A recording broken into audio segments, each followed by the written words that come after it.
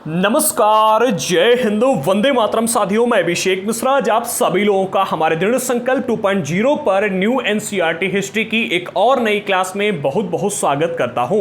And आज की इस क्लास में हम डिस्कस करेंगे क्लास 6 की एनसीईआरटी हिस्ट्री का चैप्टर नंबर 9।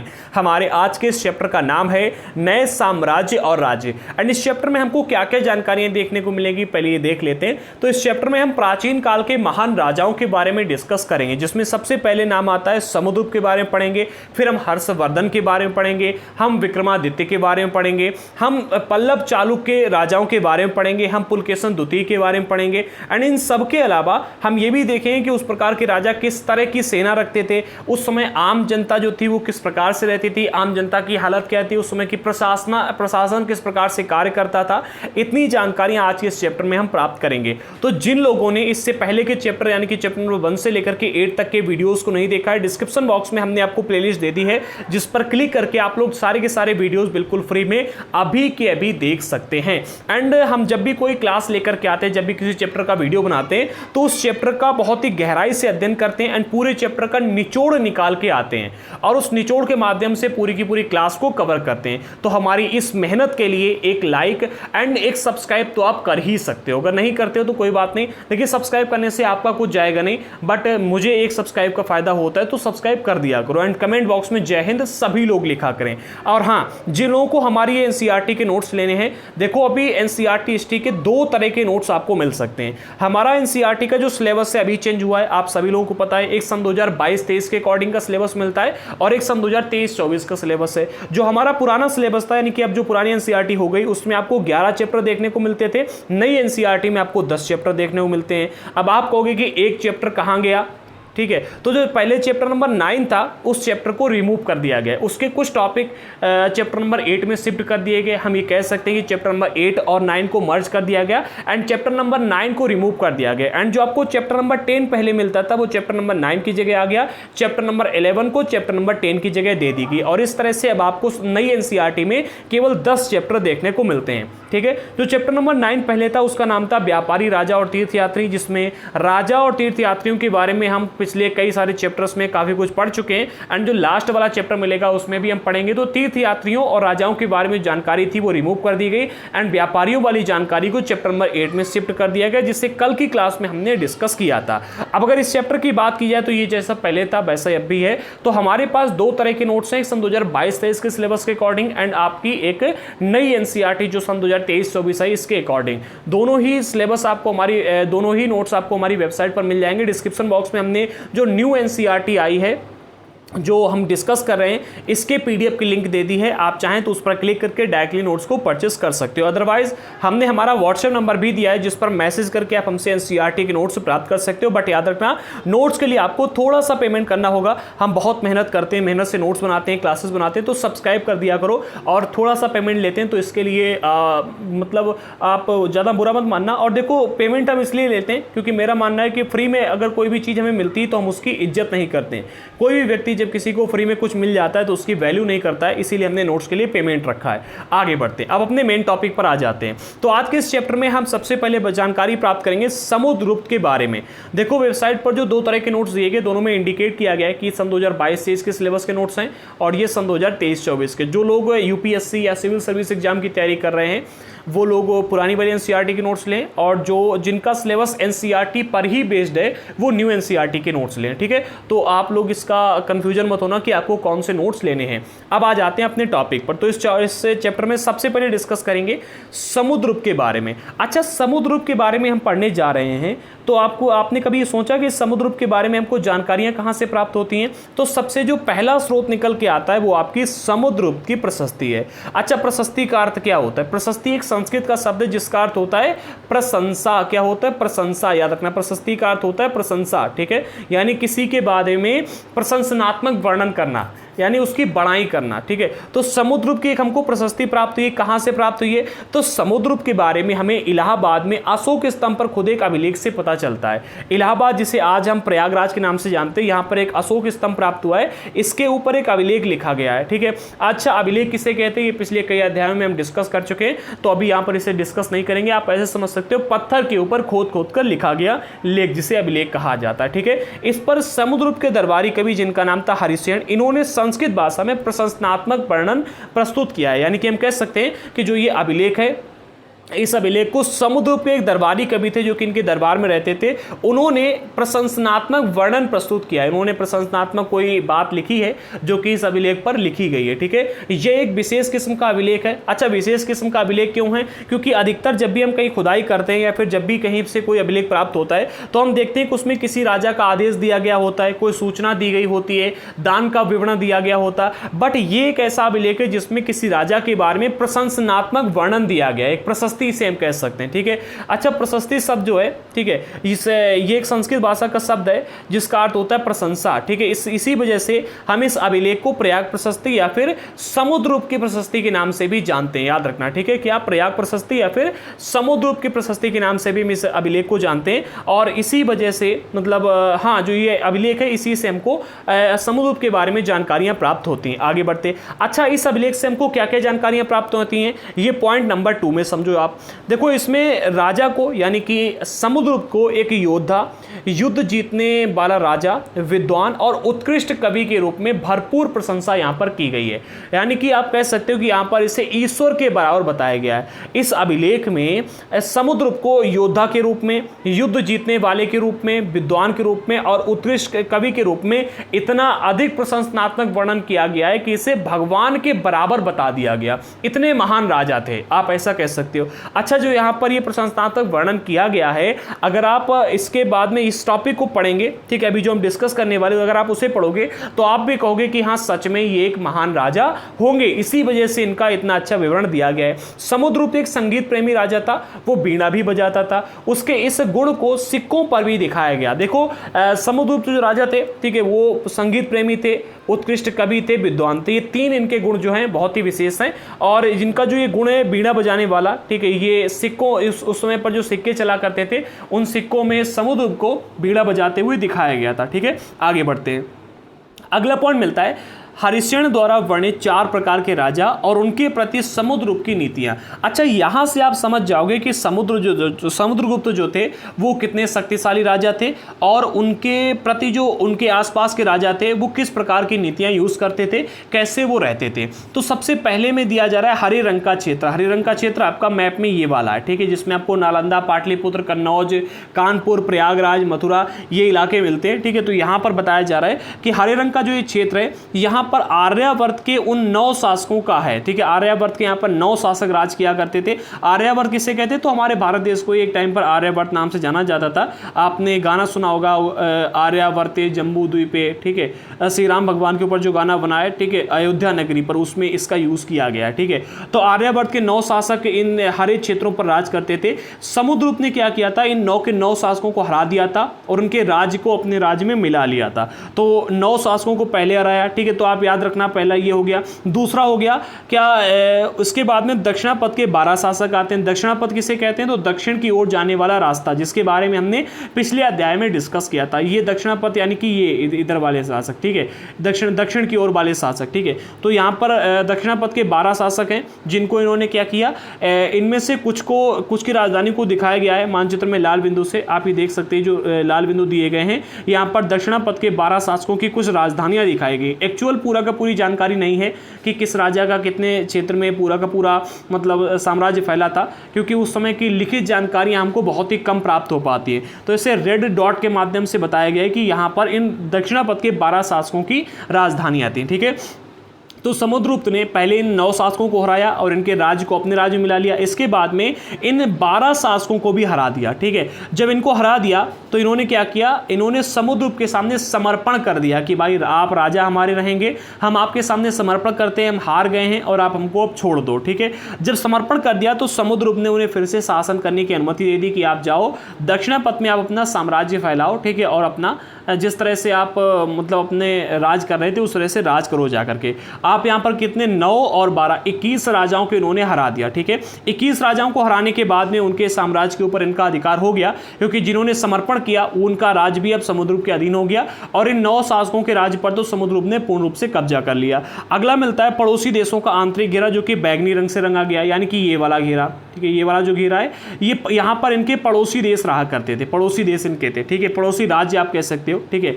तो पड़ोसी जो देश थे इसमें कहा जा रहा है कि इसमें असम, तटीय बंगाल, नेपाल और उत्तर पश्चिम के कई सारे गढ़ और संघ आते थे। गढ़ और संघ के बारे में हमने पिछले अध्यायों में काफ़ी कुछ जानकारियां प्राप्त की, इनके बारे में काफ़ी कुछ डिस्कस किया है। तो यहाँ पर इस इलाके में अगर आप देखोगे तो असम है, तटीय बंगाल है, नेपाल है, ठीक है। इसके अलावा कई सारे गढ़ और कई सारे संघ थे जो कि यहाँ पर राज करते थे। ये आंतरिक राज्य के एक घेरे के रूप में समुद्रगुप्त के राज्य से लगे हुए थे, यानी कि इनके आंतरिक घेरे के रूप में समुद्रगुप्त के राज्य के साथ में लगे थे। आंतरिक यानी कि आसपास के इनके जो राज्य थे वो, ठीक है। ये समुद्रगुप्त के लिए उपहार लाते थे, उनकी आज्ञा मानते थे तथा दरबार में उपस्थित हुआ करते थे। यानी कि इन्होंने केवल इन 21 राजाओं को नहीं हराया, इसके बाद में जो इनके आसपास के राजा थे वो इनसे डरा करते थे और डर के इनके राज्य में उपस्थित रहते थे, इनके लिए उपहार लाते थे, गिफ्ट वगैरह, और इनकी आज्ञा का भी पालन करते थे। क्योंकि अगर मतलब इतना डरते थे कि अगर भैया समुद्रगुप्त ने आक्रमण कर दिया तो कहाँ जाएंगे, पूरा राज्य छिन जाएगा, क्योंकि बहुत ही शक्तिशाली राजा था। तो इसलिए क्या करते थे, समुद्रगुप्त के राज्य में उपस्थित हुआ करते, इनके दरबार में उपस्थित हुआ करते थे, उपहार वगैरह लाते थे। तो ये हो गए। अब चौथा आता है आपको जो नीला वाला क्षेत्र मिलता है, ये वाला क्षेत्र, और नीचे श्रीलंका वाला, इसको भी डिस्कस करते हैं। तो ये बाह्य इलाके के रूप में थे। कैसे? बाहर के इलाके आप कह सकते हो, बाह्य इलाके, क्योंकि उस समय जो संचार माध्यम था इतना अधिक नहीं था कि भाई पूरे के पूरे राज्य, पूरे के पूरे इलाके में हम अच्छे ढंग से अपना संचार फैला सकें, जानकारी कर सकें। तो ये बाह्य इलाके के रूप में थे, ठीक है। क्योंकि अगर आप देखोगे तो इनकी जो सीमा रेखा है वो समुद्र की सीमा से बिल्कुल भी नहीं मिलती, ठीक है। ये आपको आंतरिक राज्य मिल गए जिनकी सीमा समुद्र के राज्य से मिलती थी, जो ये बाहर के इलाके थे, ठीक है। तो बाह्य इलाके के शासक जो थे इन्हें नीले रंग से रंगा गया है, यानी कि नीला वाला क्षेत्र, ठीक है। संभवतः कुषाण तथा शक वंश के थे ये, यानी कि यहाँ पर कुषाण और शक वंश के शासकों का राज था। इसमें श्रीलंका के शासक भी आते हैं, जो कि यहाँ पर आप देख सकते हैं। इन्होंने समुद्रगुप्त की अधीनता को स्वीकार किया था और अपनी पुत्रियों का विवाह उनसे कर दिया था। यानी कि इन्होंने भी जब समुद्रगुप्त के साथ में युद्ध किया तो समुद्रगुप्त ने इनको हरा दिया होगा, और फिर उसके बाद में इन्होंने समुद्रगुप्त की अधीनता को स्वीकार किया कि भाई हम आपके अधीन होकर के राज करेंगे, जैसे मतलब जैसे कि समुद्रगुप्त की ये बात मानेंगे पूरी, ठीक है। और अपनी अपनी बेटियों की शादी इन्होंने समुद्रगुप्त के साथ में कर दी थी। कितनी शादियां की होंगी समुद्रगुप्त ने, जरा अंदाजा लगाओ कि भाई मतलब जितने भी यहाँ के शासक थे सभी ने समर्पण करके अपनी बेटियों की शादी कर दी थी, और भी इन्होंने कुछ शादियां की होंगी अपनी, ठीक है। तो मतलब बहुत ही महान राजा थे जिनके बारे में हमको यहाँ पर पढ़ने को मिलता है। हमने 4 राजाओं के बारे में, 4 प्रकार के राजाओं के बारे में डिस्कस किया। एक आपके आर्यावर्त के 9 शासक मिलते हैं, फिर दक्षिणापथ के 12 शासक मिलते हैं, फिर आंतरिक राज्य यहाँ पर जो गढ़ संघ और इसके अलावा नेपाल है, बंगाल है, असम है, यहाँ के शासक थे, इनके बारे में, फिर बाह्य राज्यों के बारे में जानकारी प्राप्त की और इनके प्रति समुद्रगुप्त की नीतियों को डिस्कस किया। अब अगला पॉइंट मिलता है विक्रम संवत। देखो आजकल हम सभी लोग जिस कैलेंडर का यूज करते हैं वो अंग्रेज हमें देकर के गए, ईसा मसीह के जन्म से चलता है, ठीक है। और आज हमारी डेट कितनी है, मतलब अगर साल की बात की सन 2023 चल रहा है, ठीक है। सन 2023 चल रहा है, लेकिन सन 2023 जो चल रहा है इससे भी 58 साल पहले, जब जिस दिन इस कैलेंडर का निर्माण किया गया था, यानी कि ईसा मसीह के जन्म के दिन से उससे पहले हमारे यहाँ पर एक कैलेंडर चलता था, निर्माण हो चुका था, ठीक है। इससे 58 साल आगे है हमारे यहाँ का विक्रम संवत वाला कैलेंडर, ठीक है। अच्छा, विक्रम संवत वाला कैलेंडर है क्या, इसको डिस्कस करते हैं। तो 58 ईसा पूर्व, यानी कि ईसा मसीह के जन्म के 58 साल पहले प्रारंभ होने वाले विक्रम संवत को परंपरागत रूप से गुप्त राजा चंद्रगुप्त द्वितीय के नाम से जोड़ा जाता है, ठीक है। ऐसा कहा जाता है कि उन्होंने शकों पर विजय के प्रतीक के रूप में इस संवत की स्थापना की थी और विक्रमादित्य की उपाधि को धारण किया था। समझो क्या कहा जा रहा है। कहने का अर्थ यहाँ पर यह है कि भैया जिस दिन चंद्रगुप्त द्वितीय ने शकों पर विजय प्राप्त कर ली थी, शक राजाओं के ऊपर विजय प्राप्त कर ली थी, उस दिन इन्होंने एक विक्रम संवत, ठीक है, एक संवत की स्थापना की कि भाई आज हमने इनके ऊपर विजय प्राप्त किए, आज से हम एक डेट निर्धारित करते हैं, ठीक है। आज से हम एक कैलेंडर का निर्माण करते हैं और ये डेट आगे तक चलेगी, ठीक है। जो कि 58 ईसा मसीह का जन्म से 58 साल पहले इन्होंने विक्रम संवत की यहाँ पर स्थापना कर दी थी। अच्छा, अब आपके मन में सवाल आ रहा होगा कि भाई जब हमारे यहाँ पर विक्रम संवत पहले से था तो हम ये ईसा मसीह के जन्म वाला कैलेंडर क्यों यूज़ करते हैं। भाई आज हम 2022 यूज़ कर रहे हैं, 2023 यूज़ कर रहे हैं, तो आज अगर आप साल साल देखो तो सन 2023 है, कितनी, सन 2023 है, जबकि अगर हम विक्रम संवत वाला कैलेंडर देखें तो इससे ये 58 साल आगे है। ठीक है, तो हम ये 58 साल आगे वाला कैलेंडर यूज़ क्यों नहीं करते? तो भाई जब हम गुलाम बने थे, अंग्रेजों ने गुलाम बनाया, तो उन्होंने हमारे यहाँ के कैलेंडर को रिजेक्ट कर दिया था और अपने यहाँ के कैलेंडर को चलाने लगे थे। ठीक है, वैसे आपको गर्व करना चाहिए कि हमारे यहाँ का कैलेंडर जो है अंग्रेजों के कैलेंडर से 58 साल आगे है। ठीक है, 58 साल आगे का है, हम उनसे 58 साल आगे हैं, ये आपको याद रखना चाहिए। अच्छा, इस कैलेंडर की स्थापना कब की गई थी? जब चंद्रगुप्त द्वितीय ने शकों पर विजय प्राप्त कर ली थी, तब उन्होंने विक्रम संवत की स्थापना की और इसके प्रतीक के रूप में इन्होंने अपने आप को विक्रमादित्य की उपाधि दी थी। ठीक है, विक्रमादित्य की उपाधि धारण की थी। इस तरह से अगर आप देखोगे तो यहाँ पर शकों ये आपको गुप्त वंश मिलता है। इनका जो साम्राज्य अगर आप देखो तो लगभग पूरे के पूरे भारत देश में अखंड भारत का निर्माण इन्होंने कर दिया था। ठीक है, अगर आप यहाँ पर समुद्रगुप्त देखोगे, उनसे पहले के शासक देखोगे, उनके बाद के शासक देखोगे, तो आपको ये देखने को मिलता है। ठीक है, विक्रम संवत हमने देख लिया किसे कहते हैं। अब आगे बढ़ते हैं। हाँ, याद रखना, आप जब भी कोई कहे कि भाई तुम्हें तारीखें अंग्रेजों ने सिखाई हैं और अंग्रेजों की तारीखें हम यूज़ करते हैं, तो याद रखना कि भाई हमारे यहाँ पर अंग्रेजों से पहले से तारीखें चलती आ रही थी। ठीक है, ये तारीखें हमें अंग्रेजों ने नहीं दी हैं, अंग्रेजों से पहले भी हमारे यहाँ पर तारीख थी, लेकिन अंग्रेजों ने हमारे यहाँ की तारीखों को स्वीकार नहीं किया और अपने यहाँ की तारीख हमें देकर के गए हैं। और अगर आप विक्रम संवत की बात करें तो आज सनातन धर्म इसका बड़ी मात्रा में यूज़ होता है। ठीक है, जो सनातन धर्म के पत्रा आते हैं, ठीक है, कैलेंडर आते हैं, वो आज ही विक्रम संवत के ऊपर ही आते हैं। वो मतलब इससे देखो काफ़ी सारे विक्रम संवत के ऊपर आते हैं, ये इसके अंग्रेजों वाले कैलेंडर के ऊपर बहुत कम आते हैं। आगे बढ़ते हैं। अब हम बात करते हैं वंशावली की। वंशावली किसकी? समुद्रगुप्त की वंशावली के बारे में डिस्कस करते हैं। तो समुद्रगुप्त की माँ जो थी वो उनका नाम था कुमार देवी। ये लिच्छवीगढ़ की थी। कहाँ की थी? लिच्छवीगढ़ की एक राजकुमारी थी। ठीक है, और अगर समुद्रगुप्त के पिता की बात की जाए तो इनके पिता का नाम था चंद्रगुप्त, जो कि गुप्त वंश के पहले शासक थे। ठीक है, चंद्रगुप्त गुप्त वंश के पहले शासक थे और इन्होंने गुप्त वंश के अगर देखो तो बहुत ही बड़े लेवल पर आगे पहुंचाया था। ठीक है, समुद्रगुप्त और उनके पिता चंद्रगुप्त प्रथम, इन दोनों लोगों ने महाराजा धीराज की उपाधि को धारण किया था। अच्छा, जब हम चंद्रगुप्त गुप्त की बात करते हैं, चंद्रगुप्त द्वितीय की बात करते हैं, चंद्रगुप्त मौर्य की बात करते हैं, तो आप यहाँ पर कंफ्यूज हो जाते होंगे। देखो, चंद्रगुप्त मौर्य ने मौर्य साम्राज्य की स्थापना की थी। चंद्रगुप्त प्रथम ने, ठीक है, जो यहाँ पर चंद्रगुप्त नाम मिलता है, ये गुप्त वंश के शासक थे। ठीक है, यहाँ पर ये चंद्रगुप्त द्वितीय मतलब अलग हैं। और अगर चंद्रगुप्त मौर्य कहा जाए तो याद रखना मौर्य वंश के पहले शासक। केवल चंद्रगुप्त की स्थापना की जाए तो ये गुप्त वंश के शासक आ जाते हैं। ठीक है, तो चंद्रगुप्त ये गुप्त वंश के पहले शासक थे, इन्होंने गुप्त वंश को आगे बढ़ाया। ठीक है, अगर आप समुद्रगुप्त के पिता उनके पिता और समुद्रगुप्त को देखोगे, यानी समुद्रगुप्त और चंद्रगुप्त, इन दोनों लोगों ने महाराजा धीराज की उपाधि को धारण किया था। ठीक है, लेकिन जब हम बात करते हैं चंद्रगुप्त के पिता की या फिर समुद्रगुप्त के दादा और परदादा की, तो इनका उल्लेख हमको महाराजा के रूप में मिलता था, यानी कि राज परिवार से थे। ठीक है, बट चंद्रगुप्त ने आकर के पूरे के पूरे राज्य का विस्तार किया और महाराजा के रूप में सामने आ गए। ठीक है, और फिर अपने गुप्त वंश की स्थापना की। ठीक है, जैसे कि आप देखोगे पहले राजा तो हुआ करते थे, स्थानीय राजा थे। ठीक है, जब वो अपना साम्राज्य बड़ा कर लेते थे तो अपने वंश की स्थापना करते थे कि भाई हमारा वंश अब राजवंश बन गया। ठीक है, जैसे कि भाई जब किसी एक वंश के कई सारे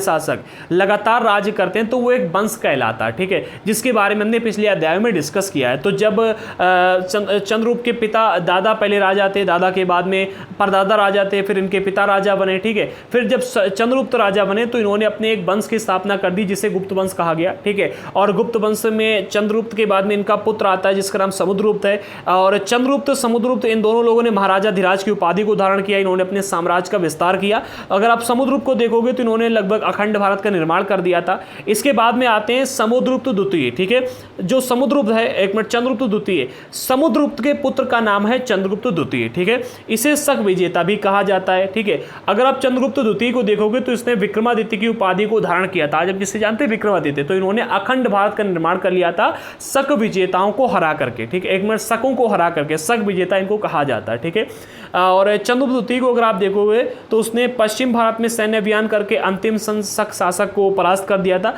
पश्चिम भारत आपको देखने को मिलता है, यानी कि ये वाला, ठीक है, पश्चिम भारत ये वाला मिलता है। तो यहाँ पर जो शक शासकों का राज्य था, इन्होंने वहाँ पर उन शक शासकों को हरा करके उस राज्य पर अपना नियंत्रण स्थापित कर दिया था और इस तरह से इन्होंने अखंड भारत की स्थापना की थी, ठीक है। और जब इन्होंने शक शासकों को हरा दिया तो इनको शक विजेता कहा गया और इस विजय के उपलक्ष्य में मालवा क्षेत्र में व्याघ्र शैली के चांदी के सिक्के चलाए गए। व्याघ्र शैली उस समय की एक शैली थी जिस शैली में चांदी के सिक्के चलाए गए और ये सिक्के उसी शकों पर विजय के सूचक थे। वह इन्होंने शक राजाओं के ऊपर विजय प्राप्त की तो इसके ऊपर इन्होंने क्या किया, इन्होंने कई सारे काम किए। सबसे पहला काम क्या किया, एक विक्रम संवत की स्थापना की। दूसरा काम क्या किया, अपने आप को विक्रमादित्य की उपाधि दी, ठीक है। तीसरा काम क्या किया, इन्होंने चांदी के सिक्के चलाए व्याघ्र शैली के, ठीक है। ये 3 काम इन्होंने किए, ठीक है, जो कि प्रमुख रूप से आप अगर देखो, और इनको शक विजेता भी कहा गया, ठीक है। आगे बढ़ते, शक शासक उस समय काफी शक्तिशाली शासक थे। अब अगर आप चंद्रगुप्त द्वितीय को देखोगे तो इनका दरबार जो था विद्वानों से भरा रहता था। कभी कालिदास और खगोल शास्त्री आर्यभट्ट उन्हीं के दरबार में रहते थे। ये चैप्टर में नहीं मिलेगा, मैं अलग से इस टॉपिक को लाया हूं जो कि इंपॉर्टेंट था आपके लिए जानना, ठीक है। पुरानी एनसीईआरटी में ये टॉपिक दिया गया, नई एनसीईआरटी में हटा दिया गया, ठीक है। तो याद रखना, कभी कालिदास और खगोल शास्त्री आर्यभट्ट ये चंद्रगुप्त द्वितीय यानी कि हम कह सकते हैं विक्रमादित्य इनके दरबार में उपस्थित रहा करते थे। अब हम बात करते हैं हर्षवर्धन की और हर्षचरित की। तो हर्षवर्धन ने आज से लगभग 1400 साल पहले शासन किया था, ठीक है। और उनके दरबारी कवि जिनका नाम है बाणभट्ट, उन्होंने संस्कृत भाषा में हर्षवर्धन की एक जीवनी जिसका नाम है हर्षचरित इसे लिखा है, ठीक है। तो हर्षवर्धन के बारे में हमें जो जानकारियां प्राप्त होती हैं वो हर्षवर्धन की जीवनी जिसका नाम है हर्षचरित इससे प्राप्त होती है। और जो हर्षचरित है इसके रचयिता है बाणभट्ट, ठीक है, जो कि हर्षवर्धन के दरबारी कवि थे, ठीक है। अधिकतर अगर आप देखोगे तो शासकों का जो इतिहास है वो उनके दरबारी कवियों ने ही लिखा है, जिसमें बाणभट्ट देखने को मिलते हैं। इन्होंने हर्षचरित की रचना की जो कि हर्षवर्धन के बारे में हमको जानकारी देती है। इसमें हर्षवर्धन की वंशावली देते हुए उनके राजा बनने तक का वर्णन दिया गया है। अगर आप हर्षचरित पढ़ोगे तो उसमें कैसे मतलब हर्षवर्धन की जो वंशावली वो पूरी दी गई है। इसके बाद में हर्षवर्धन राजा कैसे बने पूरी जानकारी इसमें बताई गई है। एक चीनी तीर्थयात्री हैं जिनका नाम है स्वयं तसांग। देखो, जब हमारे यहाँ पर बौद्ध धर्म की स्थापना हुई और जब ये बौद्ध धर्म चीन तक पहुंचा तो चीन तक पहुंचने के बाद में चीन के कई सारे 3 तीर्थयात्री बेसिक रूप से हमारे भारत देश में उसी टाइम पर आए थे। 3 तीर्थयात्री, ठीक है। इनमें से एक तीर्थयात्री है स्वयं तसांग, ठीक है। बाकी के तीर्थयात्रियों के बारे में हम पिछले अध्याय में डिस्कस कर चुके हैं। तो स्वयं तसांग हर्ष के काल में भारत आया था जब हर्षवर्धन राजा बने थे, उसी टाइम में ये भारत आए थे और काफ़ी समय तक हर्ष के दरबार में रहे भी थे यहाँ पर। और उसने यहाँ पर स्वयं तसांग ने जो भी यहाँ पर देखा उसका इन्होंने विस्तृत विवरण दिया था, यानी कि लिख करके गए कि भाई यहाँ पर इस प्रकार के राज्य हैं, इस प्रकार से राज्य होता है। जो भी इन्होंने यहाँ पर देखा उसका एक विस्तृत विवरण भी इन्होंने यहाँ पर दिया था। आगे बढ़ते, अब अगर हर्षवर्धन के बारे में बात की जाए तो हर्षवर्धन अपने पिता के सबसे बड़े बेटे नहीं थे, याद रखना, वो अपने पिता के छोटे बेटे थे। पर जब उनके पिता और उनके बड़े भाई की मृत्यु हो गई तो मृत्यु के बाद में ये थानेसर के राजा बने। कहां के राजा बने? थानेसर के राजा बने। और जब थानेसर के राजा बने उसके बाद में इनका एक बहनोई था, बहनोई यानी कि इनके बहन के हस्बैंड, ठीक है, हर्षवर्धन के बहन के हस्बैंड, हर्षवर्धन की बहन के हस्बैंड, ठीक है, जिसे बहनोई कहा जाता है। तो बहनोई जो थे ये कन्नौज के शासक थे, कन्नौज का ही मैं भी हूँ, ठीक है। तो जो इनके कन्नौज के शासक थे, जब बंगाल के शासक ने उन्हें मार डाला, यानी कि कन्नौज के शासक को, जो कि हर्षवर्धन के बहनोई थे, जब कन्नौज के शासक को बंगाल के शासक ने मार डाला तो हर्षवर्धन ने क्या किया, हर्षवर्धन ने कन्नौज को अपने अधीन कर लिया और अधीन करने के बाद में बंगाल पर आक्रमण कर दिया। और बंगाल पर आक्रमण करने के बाद में मगध और बंगाल को इन्होंने जीत लिया। जब मगध और बंगाल को जीत लिया तो जीतने के बाद में इन्हें पूर्व में काफ़ी सारी सफलता मिली, पूर्व के कई सारे राज्य इन्होंने जीत लिए, लेकिन जितनी सफलता इनको पूर्व में मिली उतनी अन्य जगहों पर नहीं मिली। जब इन्होंने नर्मदा नदी को पार करते हुए दक्कन की ओर बढ़ने का प्रयास किया, यानी कि नर्मदा नदी को पार करते हुए दक्कन की ओर बढ़ने का प्रयास किया,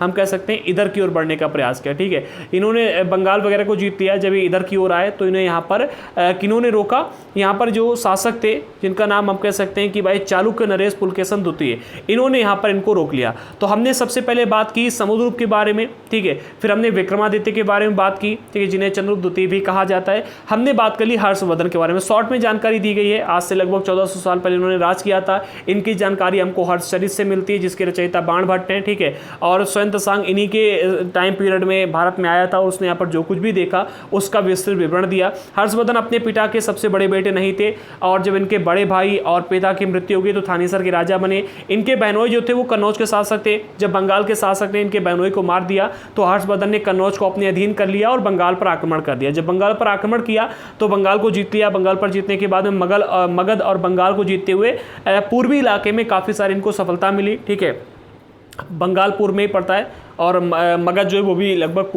पूर्व साइड में ही कह सकते हैं। तो इन्होंने पूर्वी इलाके में काफ़ी सारी सफलताएं प्राप्त की। लेकिन जब ये नर्मदा नदी को पार करते हुए दक्कन की ओर बढ़े तो यहाँ पर चालुक्य नरेश, जिनका नाम है पुलकेशन द्वितीय, ठीक है, इन्होंने यहाँ पर इनको रोक दिया। अब हम डिस्कस करते हैं पल्लव, चालुक्य और पुलकेशन द्वितीय के बारे में। ठीक है, पल्लव राजा, चालुक्य और पुलकेशन द्वितीय के बारे में।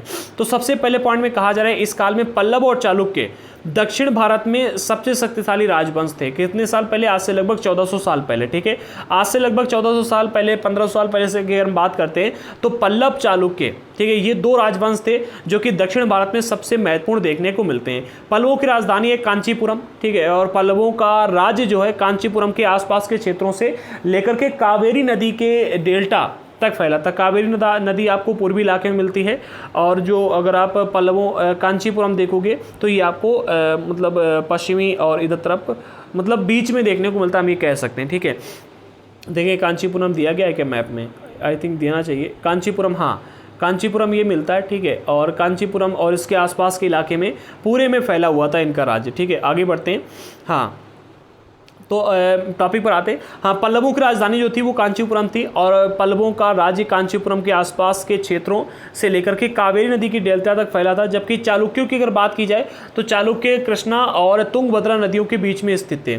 चालुक्यों की राजधानी पहली राजधानी ऐहोल थी और यह एक व्यापारिक केंद्र था। धीरे धीरे ये एक धार्मिक केंद्र भी बन गया और यहाँ पर कई सारे मंदिर बनाए गए। अब इसको अगर हम शॉर्ट में समझें तो ऐसे कह सकते हैं कि भाई आज से लगभग 1400 से 1500 साल पहले दक्षिण भारत में पल्लव और चालुक्य राजाओं का काफ़ी अधिक यहाँ पर प्रभाव इनका था। ये वहाँ के बाहुबली माने जाते थे। राजा तो मतलब कह ही सकते हैं, ठीक है, महाराजा कहे जाते थे। इनका वहाँ पर काफ़ी प्रभाव था। ठीक है, और ये सबसे महत्वपूर्ण राजवंश भी हम कह सकते हैं। अगर पल्लवों की बात की जाए तो पल्लवों का जो साम्राज्य था वो कांचीपुरम के आसपास फैला हुआ था। और अगर चालुक्यों की बात की जाए तो जो कृष्णा और तुंगभद्रा नदी मिलती है, कृष्णा और तुंगभद्रा नदी के आसपास चालुक्यों का राज्य था। ठीक है, अब अगर हम बात करें कांचीपुरम की तो इनके यहाँ से एक कावेरी नदी बहती थी। कावेरी नदी और उसके डेल्टा के आसपास इनका राज्य फैला हुआ था। चालुक्यों की बात करें तो इनका अगर साम्राज्य देखोगे तो कृष्णा और तुंगभद्रा नदी के आसपास था। ठीक है, और यहाँ से अगर आप देखोगे किनके बारे में, चालुक्यों के बारे में, तो चालुक्यों की पहली राजधानी ऐहोल थी। जबकि अगर आप पल्लवों की देखोगे तो पल्लवों की राजधानी थी कांचीपुरम। ठीक है, चालुक्यों की ओर आते हैं अगर हम तो यहाँ पर अगर आप देखोगे तो ऐहोल में एक प्रमुख व्यापारिक केंद्र था, यानी कि यहाँ पर व्यापार बड़ी मात्रा में हुआ करता, जिसके बारे में पिछले चैप्टर में हमने डिस्कस किया। ठीक है, और धीरे धीरे यहाँ पर कई सारे मंदिर बनाए गए और फिर धार्मिक केंद्र भी ये बन गया जहाँ पर कई सारे मंदिर थे। अगले पॉइंट मिलता है पुलकेशन द्वितीय के बारे में, जिन्होंने हर्षवर्धन को आगे बढ़ने से रोका था। तो पुलकेशन द्वितीय सबसे प्रसिद्ध चालुक्य राजा थे। ठीक है, ये चालुक्यों के वंश से ही आते हैं। ठीक है,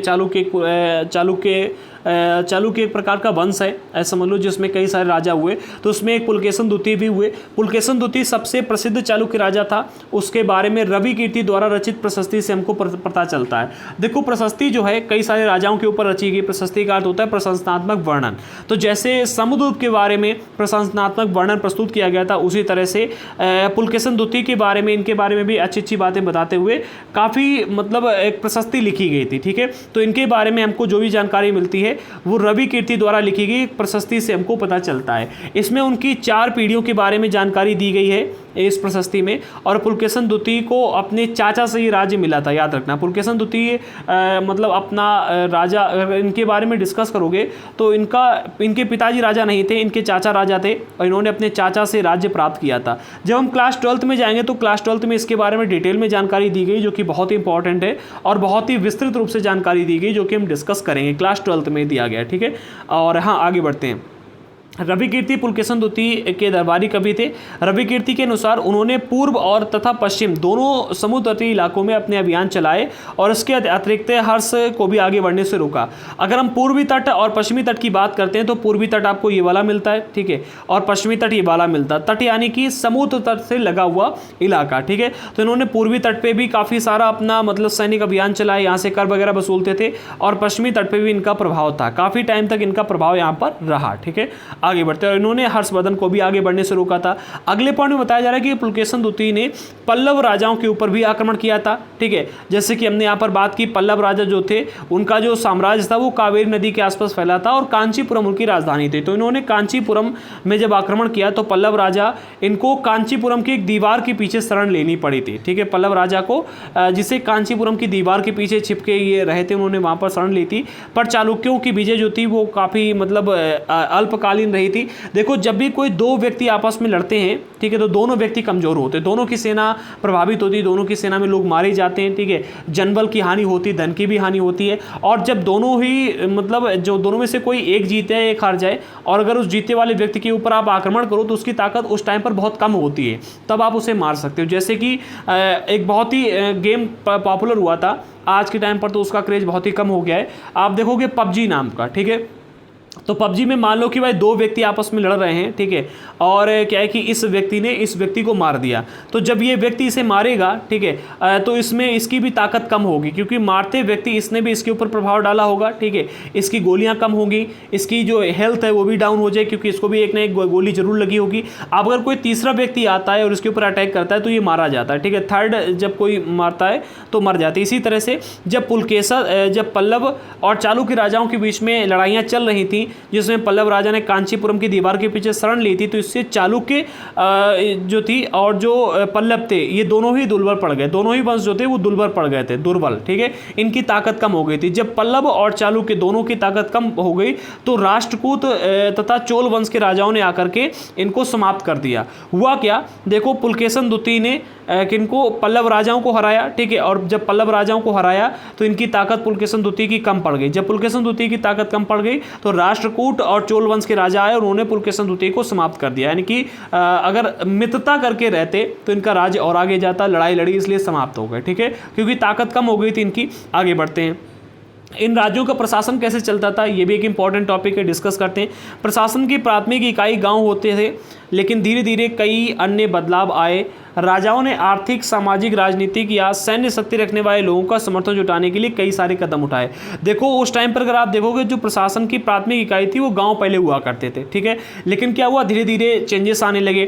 चेंजेस क्या है, आर्थिक, सामाजिक, राजनीतिक और सैन्य शक्ति रखने वाले जो लोग थे, गाँव के लोग थे या फिर जो अलग अलग क्षेत्र के लोग थे जिनके पास में पैसे से रिलेटेड ताकत थी या समाज में जिनका जनबल बहुत अधिक था, यानी पावरफुल जो लोग थे, उनका समर्थन जुटाने लगे। कौन? राजा लोग धीरे धीरे। जैसे कि भाई कोई एक व्यक्ति राजा बन गया, इसने देखा कि भाई इस पूरे इलाके में 5 लोग हैं, ठीक है, जिनके पास में ताकत। इन्होंने कहा भाई 5 लोग जो है तुम अपना समर्थन हमें दे दो।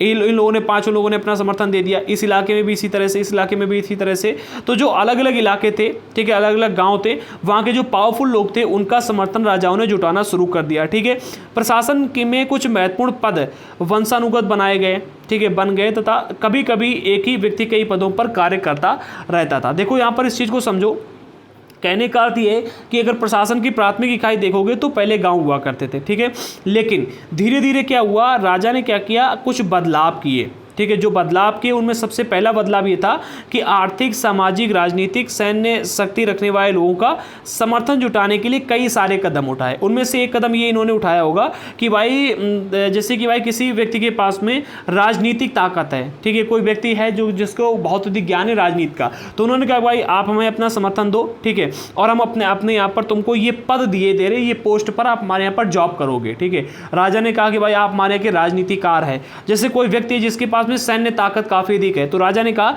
कि भाई आप हमारे यहाँ पर आकर के क्या बन जाओ, सेनापति बन जाओ, सेनापति बना दिया। ठीक है, या फिर और भी कोई पद दे दिया। तो ऐसे राज्य में कई सारे पद होते हैं, तो इनका समर्थन जुटाने के लिए अपने राज्य में इन्होंने इनको जॉब पर रख लिया। अब प्रशासन में कुछ महत्वपूर्ण पद अनुवांशिक बन गए। ठीक है, कुछ ऐसे पद हो गए कि एक के बाद में दूसरा व्यक्ति, यानी कि राजा का बेटा ही राजा बनने लगा। ठीक है, एग्जाम्पल ग्रुप में दिया गया है। तथा कभी कभी एक ही व्यक्ति कई पदों पर कार्य करता था।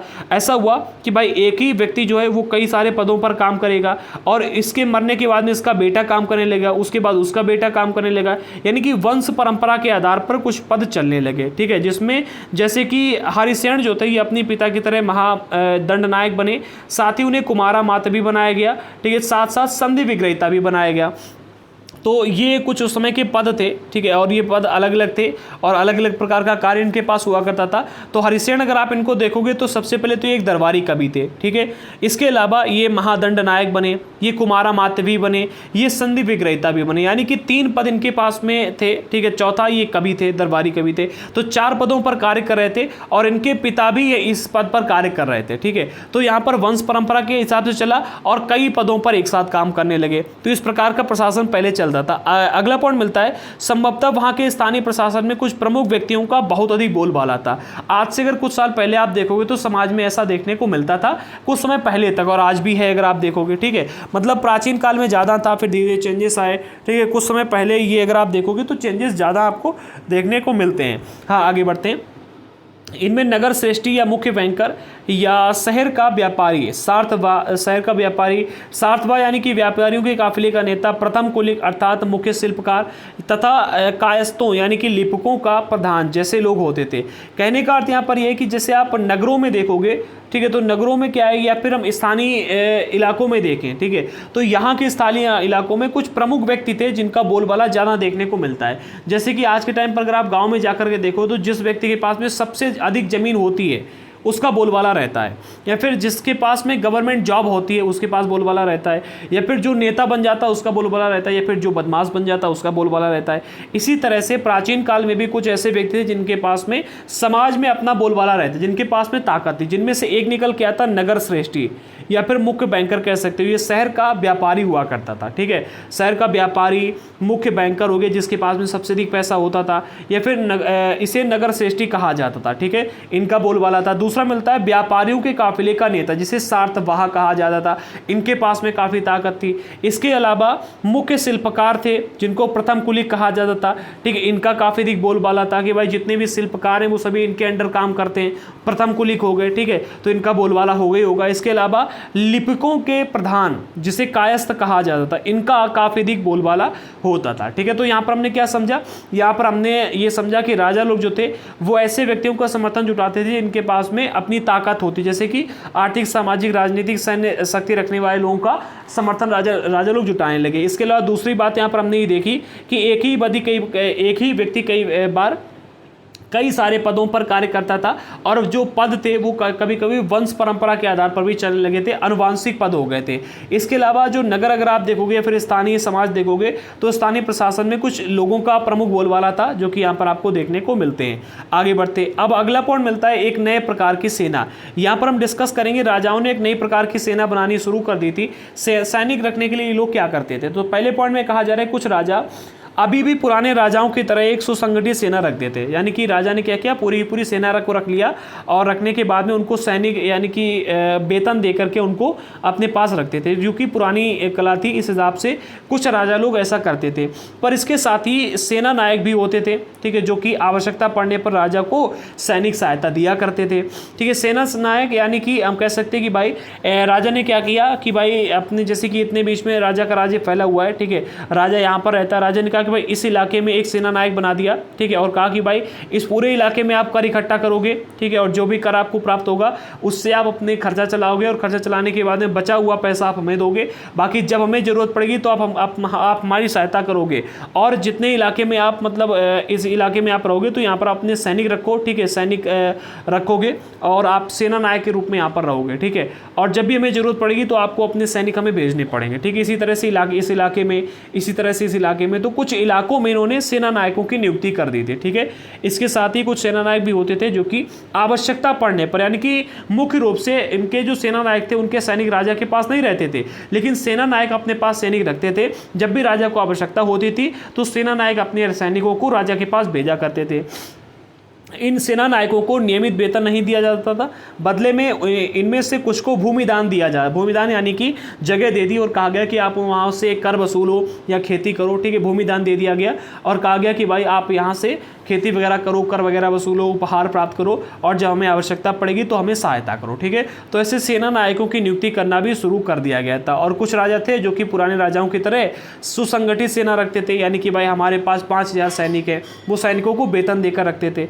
अगला पॉइंट, दी गई भूमि से ही कर वसूलते थे। ठीक है, जो सेना नायक थे कर वसूलते थे, जिससे वे सेना तथा घोड़ों की देखभाल करते थे। साथ ही इससे युद्ध के लिए हथियार जुटाते थे, और इस तरह के व्यक्ति सामंत कहलाते थे। कि भाई सामंतों का इन्होंने सामंत नाम का एक पद तैयार कर दिया, जैसे कि भाई इतना क्षेत्र है, ठीक है, इतने क्षेत्र में किसी राजा का राज्य, राजा यहाँ पर रहता है और राज करता है। राजा ने क्या किया कि भाई इतना क्षेत्र एक सामंत को दे दिया, इतना क्षेत्र दूसरे सामंत को दे दिया, इतना क्षेत्र तीसरे सामंत को दे दिया, ये क्षेत्र चौथे सामंत को दे दिया। ठीक है, पूरे के पूरे क्षेत्रों को मान लो इन्होंने 50 पार्टों में डिवाइड कर दिया और 50 सामंत नियुक्त कर दिए। ठीक है, और 50 सामंतों से कहा कि भाई आप इतनी सेना रखोगे, आप इतनी सेना रखोगे, आप इतनी सेना रखोगे। इलाकों, जो इलाके इनको दिए गए, उस इलाके से ये जो सामंत थे कर वसूलते थे। जो कर इनको प्राप्त होता था उससे वे सेना और घोड़ों की देखभाल करते थे, क्योंकि पहले घोड़े बहुत आवश्यक थे। इसके अलावा युद्ध के लिए हथियार वगैरह जुटाते थे, और इनको सामंत कहा जाता। ठीक है, जहां कहीं भी शासक दुर्बल पड़ते थे, मान लो कि राजा कमजोर पड़ गया, तो वहां पर जो सामंत थे स्वतंत्र होने का प्रयास करते थे। सामंत कोशिश करते थे कि भाई हम सेना बढ़ा लें और राजा को मार के हम खुद राजा बन जाएं। ठीक है, क्योंकि राजा जो था वो सामंतों को अपने अधीन रखता था। ठीक है, तो जहां कहीं भी शासक दुर्बल पड़ते थे वहां पर सामंत हावी होने का प्रयास करते थे। अगला पॉइंट मिलता है दक्षिण के राज्यों की सभाएं, ये काफ़ी इंपॉर्टेंट है। पल्लव अभिलेखों में कई स्थानीय सभाओं की चर्चा मिलती है। अगर आप पल्लव अभिलेखों को पढ़ोगे, ठीक है, तो पल्लव अभिलेखों में हमको कई सारी स्थानीय सभाओं की चर्चा मिलती है। इनमें से एक था ब्राह्मण भूस्वामियों को संगठन, जिसे सभा कहा गया। इस सभा का नाम ही सभा रख दिया गया। ठीक है, इसका नाम क्या रखा गया? सभा। ठीक है, इसका पूरा नाम ही रखा गया सभा, याद रखना। ठीक है, ये सभाएं उप समितियों के जरिए सिंचाई, खेती बाड़ी से जुड़े काम, सड़क निर्माण हो गया, स्थानीय मंदिर की देखभाल हो गई, आदि से रिलेटेड काम किया करते। जो सभाएं थी ये किस तरह के काम करती थी भाई? ये समितियां लगाती थी। ठीक है, और उप समितियों के माध्यम से सिंचाई से जुड़े जो कार्य कि भाई गांव में एक सभा लगी है और कहा कि भाई मतलब इन्होंने 5 समितियां बना दी। ठीक है, एक समिति क्या करेगी? सिंचाई से रिलेटेड काम करेगी, भाई सिंचाई कहाँ पर होनी है, नहर खुदवानी है, तालाब बनवाना, क्या करना क्या नहीं करना, वो सारा काम देखेगी। एक समिति खेती बाड़ी से जुड़े कामों को देखेगी, एक समिति सड़क निर्माण का काम करेगी, एक समिति स्थानीय मंदिरों की देखरेख करेगी। तो ऐसे जो सभाएं थी ये समितियों के माध्यम से काम करती थी। ठीक है, और समितियों का निर्माण सभाओं के माध्यम से किया जाता था। जो भी प्रॉब्लम आती थी उन प्रॉब्लमों का सल्यूशन लेने के लिए सभाएं लगाई जाती थी। ठीक है, जिन क्षेत्रों में ब्राह्मण भूस्वामी नहीं थे वहां पर उर नामक ग्राम सभा होने की बात कही गई है। मान लो देखो, ब्राह्मण जो है हर क्षेत्र में तो देखने को मिलते नहीं है, क्योंकि ब्राह्मण जो थे, ब्राह्मणों की शॉर्टेज देखने को मिलती है। ठीक है, ब्राह्मण जो थे उनकी जनसंख्या उस टाइम पर कम थी, आज भी कमी आपको देखने को मिलेगी। ठीक है, तो ब्राह्मण जो थे वो हर जगह नहीं उपस्थित हुआ करते थे। जहाँ पर ब्राह्मण भूस्वामी नहीं थे वहाँ पर उर नामक ग्राम सभा होती थी, और ये वहाँ के स्थानीय कामों को देखा करते थे। नगरम व्यापारियों का एक संगठन था। ठीक है, नगरम व्यापारियों के एक संगठन का नाम था। ठीक है, ये जो शब्द दिए गए हैं, नगरम हो गया। ठीक है, तो ये एग्जाम में आ सकते हैं, प्रश्न आ सकता है कि नगरम शब्द का अर्थ क्या है। नगरम शब्द प्राचीन काल में किसके लिए यूज़ किया जाता था? तो ऐसे प्रश्न आ सकते हैं। नगरम हो गया, उर है, ठीक है, या फिर सभा है। ठीक है, आप सभा है। इसके अलावा हमने जो और शब्दों का इस्तेमाल किया था यहाँ पर, प्रथम कुलिक है, ठीक है, नगर श्रेष्ठी है, कायस्थ है, सार्थवा है। तो इनके अर्थ जो है वो याद रखना। ठीक है, बहुत ही इंपॉर्टेंट ये होती है, इन पर प्रश्न आता है। 2019 के अगर आप यूपीएससी एग्जाम में देखोगे, ठीक है, 2019 के, तो ऐसे ही एक प्रश्न आया था कि भाई हुंडी किसे कहते हैं? हुंडी का शाब्दिक अर्थ क्या है? हुंडी एक प्रकार का उस समय का कह सकते एटीएम कार्ड के रूप में काम करता था। ठीक है, जिसमें पैसा दर्ज लिख दिया जाता था कि आपके इतने पैसे यहाँ पर जमा हैं। ठीक है, और वो हुंडी दिखा करके अलग अलग जगहों से आप पैसे ले सकते थे। ठीक है, कुछ जगह निर्धारित की गई थी। इसी तरह से प्रश्न आ सकता है। ठीक है, तो ये नगरम हो गया। नगरम व्यापारियों का एक संगठन था, व्यापारियों के संगठन का एक नाम था। ठीक है, संभवतः इन सभाओं पर धनी और शक्तिशाली भूस्वामियों व्यापारियों का नियंत्रण था। इनमें बहुत से स्थानीय सभाएं शताब्दियों तक चलती रही थी। जो सभा थी या फिर जो उर थे ये शताब्दियों तक यानी कि हजारों सालों तक चलती रही थी। ये प्रभावशाली भी थी अगर आप देखोगे। ठीक है, अंग्रेजों के आने के बाद में ये प्रभावी हुई और फिर धीरे धीरे ये समाप्त हो गई। ठीक है, उस ज़माने के आम लोगों की अगर बात की जाए तो जनसाधारण के जीवन की थोड़ी बहुत झलक हमको वहाँ के जो नाटक थे, और कुछ अन्य स्रोत हैं उनसे देखने को मिलती है। देखो आजकल आप जो कॉमेडी देखते हो, ठीक है, जैसे कि हम कॉमेडी में देखते हैं कैरी मनाटी के रोस्ट हो गए, या फिर मतलब और भी कई सारे आते हैं, या फिर मूवीज़ देखते हैं, तो उनमें क्या है कि जनता में जो भी मतलब आम जनता में जो भी क्रियाकलाप होते हैं उनको वहाँ पर दिखाया जाता है। अब जैसे कि मान लो आप एक कवि हो, ठीक है, आप एक कवि हो, आप किसके ऊपर कविता लिखोगे? आप जो चीज़ जानते हो उसी के ऊपर कविता लिखोगे, आप जो चीज़ अनुभव करोगे उस चीज़ के ऊपर कविता लिखोगे, या फिर आप मतलब एक राइटर हैं, ठीक है, तो आप जो भी लिखने जाओगे, जो चीज़ को देखोगे, सुनोगे, समझोगे, उसी के ऊपर चीज़ें लिखोगे। इसी तरह से उस समय के जो नाटक हैं या उस समय के जो अन्य लिखित स्रोत मिलते हैं उनसे हमको जनसाधारण की जानकारी देखने को मिलती है। अच्छा, जनसाधारण आम लोग थे कैसे? तो कालिदास अपने नाटकों में राज दरबार के जीवन के चित्रण के लिए काफ़ी प्रसिद्ध हैं। कालिदास के नाटकों के बारे में आपने सुना होगा, ठीक है। तो कालिदास ने राज दरबार के जीवन का मतलब काफ़ी प्रसिद्ध चित्रण यहाँ पर प्रस्तुत किया है, ठीक है, बिल्कुल सजीव चित्रण दिया गया है। इन नाटकों में एक रोचक बात यह है कि राजा और अधिकांश ब्राह्मण इनको संस्कृत बोलते हुए दिखाया गया, ठीक है। जो ब्राह्मण थे और जो राज परिवार के लोग थे वो संस्कृत बोला करते थे, जबकि अन्य लोग जो थे जिसमें महिलाएं भी आती हैं वो प्राकृत बोलते थे। प्राकृत भाषा किसे कहते हैं? तो जैसे आज आप देखते हो हमारी हिंदी है, इंग्लिश है, तमिल है, मराठी है, गुजराती है। प्राकृत भाषा जो थी उस टाइम की सबसे बड़ी भाषा थी, ठीक है। प्राकृत भाषा उस समय की स्थानीय भाषा को प्राकृत भाषा कहा जाता है। प्राकृत भाषा में सबसे अधिक शब्द भंडार था, ठीक है। जैसे कि हिंदी में हम देखते हैं कुछ गिने चुने शब्द हैं। अंग्रेजी भाषा में कितने शब्द हैं जानते हो? मात्र 15,000, ठीक है, मात्र 15,000 शब्द आपको अंग्रेजी में देखने मिलते हैं। हिंदी की अगर बात करें तो हिंदी में कुछ लाख शब्द हैं। अगर हम प्राकृत भाषा की बात करें तो वहाँ पर करोड़ों में शब्द देखने को मिलते हैं, कई सारे शब्द थे। शब्द भंडार की अगर बात की जाए, ठीक है, तो अगर हम आम जनता की बात करें तो आम जनता उस समय प्राकृत भाषा बोलती थी, आम जनमानस की भाषा, ठीक है। और कालिदास का सबसे प्रसिद्ध नाटक अभिज्ञान शाकुंतलम था, ठीक है, याद रखना। कालिदास का सबसे प्रसिद्ध नाटक अभिज्ञान शाकुंतलम, ये दुष्यंत नाम के एक राजा और शकुंतला नाम की एक युवती की एक प्रेम कहानी प्रस्तुत करता है। तो उस समय की ऐसी कोई प्रेम कहानी रही होगी दुष्यंत नाम की राजा की शकुंतला नाम की एक युवती के साथ में, तो उसे पूरी की पूरी प्रेम कहानी को इन्होंने अभिज्ञान शाकुंतलम नाम के एक नाटक के रूप में प्रस्तुत कर दिया। आगे बढ़ते हैं। चीनी तीर्थयात्री फासियन, इनके अनुसार भी यहाँ पर एक जो चित्रण दिया गया उसको भी समझते हैं। देखो हर्षवर्धन के टाइम पीरियड में ये आए थे फासियन, ठीक है। इनके बारे में भी हम एक बार पढ़ चुके हैं जब हमने बहुत इनका हर्षवर्धन के बारे में पढ़ा था। तो चीनी तीर्थयात्री फासियन के अनुसार समाज जो था वो समाज में ऐसे लोग भी थे जिन्हें ऊंचे और शक्तिशाली लोग अछूत मानते थे, यानी कि छुआछूत का भेदभाव जो था आज से लगभग 1400-1500 साल पहले था, ठीक है, याद रखना। तो समाज में ऐसे लोग थे जो कि जिन्हें ऊंचे और शक्तिशाली लोग जो थे, जिनके पास पावर थी, जो पढ़े लिखे लोग थे, वो उनको अछूत मानते थे। इन्हें शहरों के बाहर रहना पड़ता था। वे लिखते थे अगर इन लोगों को शहर या बाजार के भीतर आना होता था।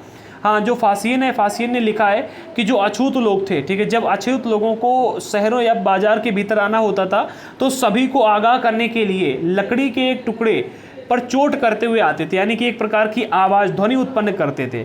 ये आवाज़ सुनकर के लोग सतर्क हो जाते थे और छू जाने से या फिर किसी भी संपर्क से बचने का प्रयास करते थे। सपोज दैट कि भाई कोई एक व्यक्ति है जो अछूत है, ठीक है, उसे मार्केट जाना है, तो मार्केट जाने के लिए वो क्या करेगा? मार्केट के पास जब आएगा तो मार्केट के पास आने से पहले वो एक लकड़ी का कोई ना कोई डिब्बा होगा, कोई ना कोई यंत्र होगा जो बचाना शुरू कर देता था। उसमें जो ध्वनि निकलती थी, जो आवाज़ होती थी, वो एक विशेष प्रकार की थी जो ये इंडिकेट करती थी कि भाई अब अछूत लोग यहाँ पर आ रहे हैं, तो आप अगर चाहो तो अछूतों से बचने से, मतलब छूने से बच सकते हो। उनको छुओ ना, उनको देखने, जैसे आप देखते हो जब पुलिस आती है तो पुलिस का एक अलग सायरन होता है, ठीक। इसी तरह से जब अछूत लोग मार्केट में या फिर शहर में एंटर करते थे तो वो उस ध्वनि को बजाना शुरू कर देते थे, ठीक है। ये इसलिए बजाते थे ताकि जो ऊंची जाति के लोग हैं, जो शक्तिशाली लोग हैं, वो अछूतों को छूने से बच सके, ठीक है, छू जाने से या फिर किसी प्रकार के संपर्क से बच सके, ठीक है। अन्यत्र ये अगर आप देखोगे न्यू एनसीईआरटी में नहीं दिया गया है, बट ये इंपॉर्टेंट है इसलिए हमने यहाँ पर रख लिया। देखो यहाँ पर इस्लाम धर्म की उत्पत्ति के बारे में दिया गया और ईसाई धर्म के बारे में। तो पैगंबर मोहम्मद द्वारा इस्लाम नामक नए धर्म की शुरुआत जो है अरब में, ठीक है, अरब में शुरुआत की गई है। अरब में आज से लगभग 1400 वर्ष पूर्व की गई थी। याद रखना, इस्लाम धर्म जो है ये ज़्यादा पुराना नहीं, बस 1400 साल पुराना है। अभी मैं कुछ टाइम पहले एक मौलवी का मतलब भाषण देख रहा था, वो कह रहा है कि इस्लाम धर्म सबसे पुराना धर्म है। ठीक है, इस्लाम धर्म से पुराना धर्म कोई है ही नहीं। और इसके एक एंकर ने योगी जी से इस पर सवाल पूछा कि भाई वो कह रहे थे कि भाई इस्लाम धर्म सबसे पुराना है, तो योगी जी ने बड़ा सटीक जवाब दिया। योगी जी ने कहा कि भाई देखो, जिसे जितनी जानकारी है वो उतना ही बोलेगा, तो यहाँ पर आपको जानकारी करनी चाहिए हर क्षेत्र के बारे में कुछ भी बोलने से पहले, ठीक है। तो इस्लाम धर्म जो है आज से लगभग 1400 साल पहले आया था। पैगंबर मोहम्मद ने इसकी स्थापना की थी। ईसाई धर्म की तरह ही इस्लाम में अल्लाह को सर्वोपरि माना गया। जैसे कि ईसाई धर्म में आप देखोगे तो यहाँ पर ईसा मसीह को सर्वोपरि माना गया, यहाँ पर पैगंबर मोहम्मद ने अल्लाह को सर्वोपरि मान लिया, ठीक है। उसके बाद में सभी लोगों को समान माना गया। देखो, इस्लाम धर्म के बारे में क्लास 7 में और क्लास 12 में हम डिटेल में पढ़ेंगे, ठीक है। अभी यहाँ पर बस इतना ही मान लो कि जान लो कि भाई इस्लाम धर्म जो है उसकी स्थापना आज से लगभग 1400 साल पहले हुई थी, ठीक है। और इसकी स्थापना अरब में हुई है। कहाँ पर? अरब में हुई है, ठीक है, अरब में हुई है। अभी अगर आप अरब में देखोगे तो अरब में एक देश ऐसा है जहाँ पर अगर आप देखो जो प्रॉफिट मोहम्मद थे, यानी कि पैगंबर मोहम्मद थे, पैगंबर मोहम्मद की जो वाइफ थी, ठीक है, उनका जहाँ पर मकबरा बना हुआ था, मकबरा ये क्या कहते हैं, जहाँ पर उनकी कब्र थी, ठीक है, मुझे मतलब इतनी अच्छे ढंग से जानकारी नहीं, जहाँ पर कब्र थी, कब्र सभी लोग जानते हैं, ठीक है। तो कब्र को उन्होंने तोड़ दिया और तोड़ने के बाद वहाँ पर टॉयलेट बना दिया। जहाँ पर प्रॉफिट मोहम्मद का जन्म हुआ था उस देश की हम बात करें वहाँ पर, ठीक है, वहाँ पर टॉयलेट बना दी गई है और उनके मकबरे को तोड़ के प्रॉफिट मोहम्मद की वाइफ के। तो ये एक इंसिडेंस वहाँ से सामने आया है जिसे आप समझ सकते हो, ठीक है। ईसाई धर्म की अगर बात की जाए तो ईसाई धर्म 100 सालों के दौरान ही अफ्रीका, स्पेन, ईरान, ठीक है, और भारत में फैल गया। इसका भी मतलब जन्म आज से लगभग 1400-1500 साल पहले हुआ है, ठीक है, ज़्यादा पुराना ही भी धर्म नहीं है। अरब व्यापारी तथा नाविकों ने भारत और यूरोप के बीच में समुद्री व्यापार बढ़ाने के में महत्वपूर्ण भूमिका निभाई थी। देखो, अरब व्यापारी जो थे ये भारत से काफ़ी अधिक व्यापार करते थे, ठीक है, व्यापारी हो गए, नाविक हो गए, तो इन्होंने भारत और यूरोप के बीच में काफ़ी अधिक भूमिका निभाई थी व्यापार को बढ़ाने के लिए, ठीक है। अतः वे इस उपमहाद्वीप के तटीय बस्तियों से पहले से परिचित थे, ठीक है, क्योंकि वो यहाँ पर व्यापार करने के लिए आते थे तो पहले से यहाँ से परिचित थे इस पूरे के पूरे उपमहाद्वीप से, उसकी तटीय बस्तियों से, ठीक है। इसी आवागमन के क्रम में वो यहाँ पर आए और आने पर वो यहाँ पर इस नए धर्म को, यानी कि इस्लाम धर्म और जो ईसाई धर्म है, इसे यहाँ पर लेकर के आए। इसीलिए कहा जाता है जो आपका ये जिस पर अभी एक मूवी बन रही है, ठीक है, क्या नाम है उसका, केरल, ठीक है, केरल फाइल। तो केरल में ही सबसे पहले ईसाई धर्म के लोग आए थे और इन्होंने यहाँ पर सबसे पुराने ईसाई जो आपको मिलते हैं वो केरल में ही मिलते हैं। उन्होंने जो केरल के लोग थे उनको ईसाई धर्म के बारे में बताया, कन्वर्ट किया, ठीक है। फिर धीरे धीरे क्या है, इस्लाम धर्म ही हमारे भारत देश में आया। तो इस्लाम धर्म कैसे आया इसके बारे में हम अगले चैप्टर में पढ़ेंगे। अभी यहाँ पर इतना काफ़ी है, ठीक है। तो अगर आप लोगों ने अभी तक चैनल को सब्सक्राइब नहीं किया, कर लो। इतनी मेहनत के बाद में भी अगर आप सब्सक्राइब नहीं करते हो तो बहुत ही गलत बात है। पूरे चैप्टर का निचोड़ लेकर के आते हैं, इतनी डिटेल में एक्सप्लेन करते हैं। भाई हमें कितनी देर हो गई, 50 मिनट से लगातार बोल रहा हूँ, अब तो सब्सक्राइब कर लो, ठीक है। एक लाइक जरूर कर देना। एंड जिन लोगों को एनसीईआरटी के नोट्स लेने हैं इस नंबर पर व्हाट्सएप पर मैसेज करके आप हमसे एनसीईआरटी के नोट्स प्राप्त कर सकते हो। मिलते हैं अगले वीडियो के साथ में, तब तक के लिए जय हिंद साथियों।